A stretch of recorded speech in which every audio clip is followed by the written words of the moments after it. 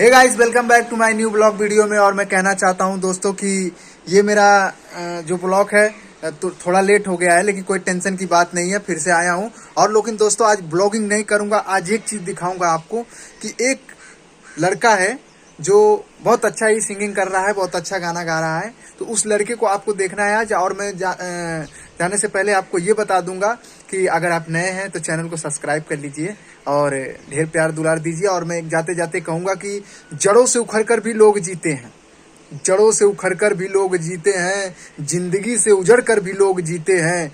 गम देर तक किसी के पास नहीं रहता, मोहब्बत में बिछड़ कर भी लोग जीते हैं। तो दोस्तों मेरे वीडियो को लाइक सब्सक्राइब करिए। और आज ब्लॉग में आपको ज़्यादा कुछ नहीं है, ये चीज़ है, बस इसे सुन लीजिए।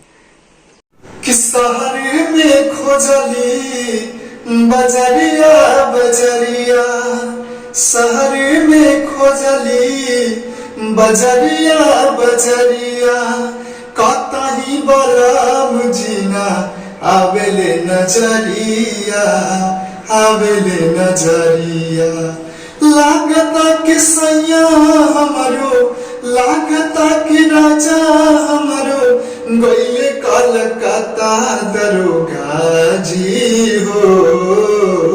4 दिन से पियवा बान पाता दरोगा जी हो, 4 दिन से पियवा बान पाता।